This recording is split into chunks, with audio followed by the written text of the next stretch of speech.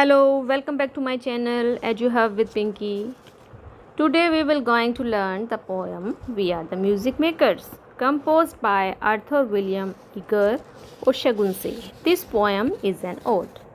The poem you are about to read is dedicated to artists, poets, writer and musician who may not have been very successful in their lives.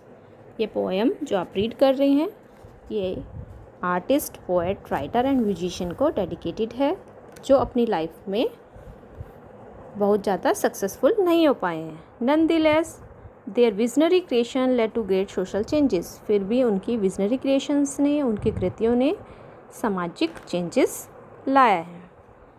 First stanza is we are the music makers and we are the dreamers of dream wandering by lone sea breakers and sitting by desolate streams, word loser and word forsaker, on whom the pale moon gleams.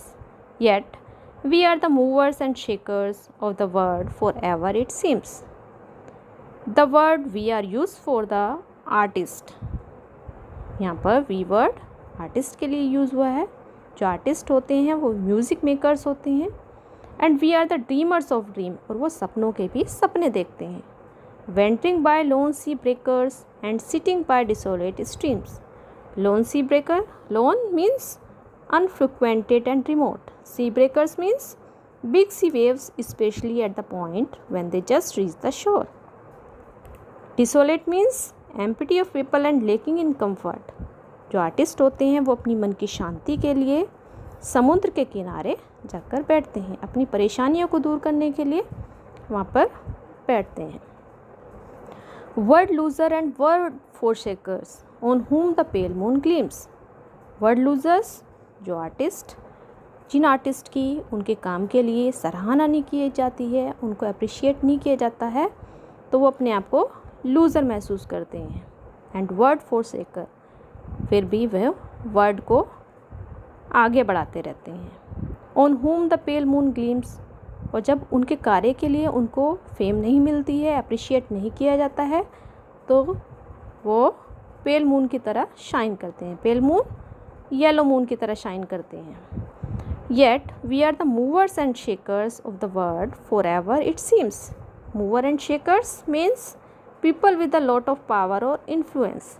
फिर भी वे अपनी कार्यों से, अपनी poem से, अपनी story से word को आगे बढ़ाते रहते हैं.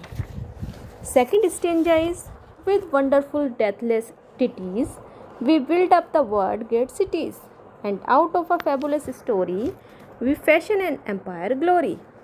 One man with a dream at pleasure shall go forth and conquer a crown, and three with a new song's measure can trample an empire down. जो आर्टिस्ट होते हैं, deathless, immortal, never dying, ditties, short simple songs.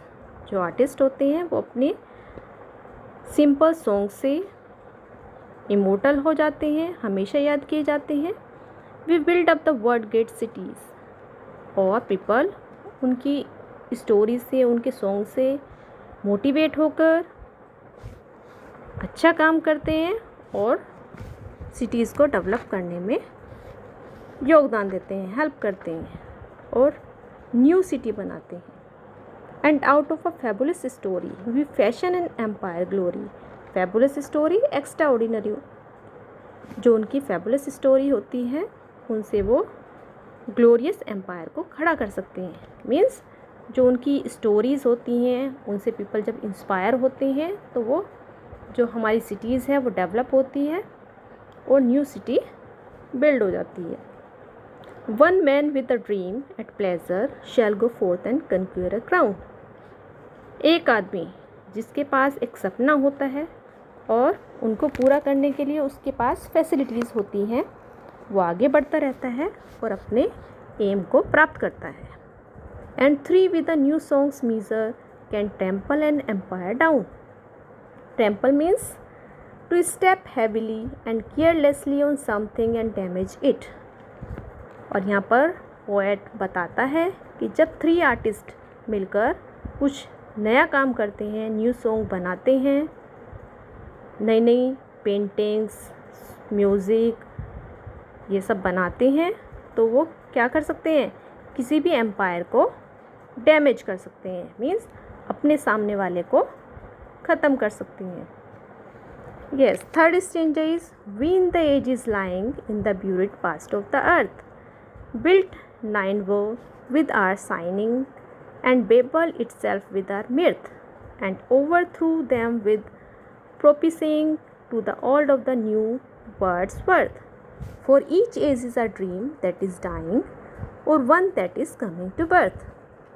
अब यहाँ पर poet कहता है कि जो आर्टिस्ट होते हैं जिस एज में रह रहे होते हैं, in the buried past of the earth, और उन्होंने पास्ट में इस वर्ल्ड में बहुत सारी चीज़ें बिल्ड की हैं। बिल्ड नाइनवे, उन्होंने नाइनवे को बिल्ड किया था। नाइनवे एक इराक की सिटी थी, एंशियंट सिटी थी, जिसका 612 BC में एंड हो चुका था।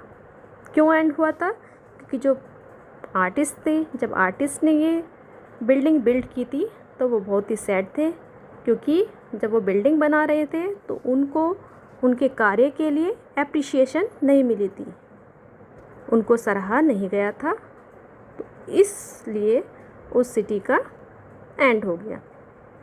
And Babel itself with our mirth, Babel भी एक सिटी है जो इराक में है। जब वो आर्टिस्ट लोग बेबल सिटी को बिल्ड कर रहे थे, बना रहे थे, तो वो बहुत हैप्पी थे। क्यों? क्योंकि उनको उनके कार्य के लिए एप्रिशिएशन मिल रही थी, फेम मिल रही थी, तो वो इस बेबल को बहुत खुशी के साथ बिल्ड कर रहे थे। And over threw them with prophesying to the old of the new world worth. अब पोएट यहाँ पर बताते हैं कि जो एक आर्टिस्ट होते हैं उनमें इतनी कैपेबिलिटी होती है, इतनी योग्यता होती है कि वो न्यू वर्ड को बना सकते हैं। For each age is a dream that is dying, और one that is coming to birth. और जब भी ईच एज यानी जब नई एज आती है, हर साल जो आर्टिस्ट होते हैं वो ड्रीम देखते हैं, सपना देखते हैं, और उनको पूरा करने के लिए उसमें लग जाते हैं। और फिर उनका सपना जब कंप्लीट हो जाता है, पूरा हो जाता है, तो फिर क्या करते हैं, फिर नए साल में फिर दोबारा वो नया ड्रीम देखते हैं और उसको पूरा करने में लग जाते हैं। तो इस तरह से वो अपना योगदान देते हैं। Thank you.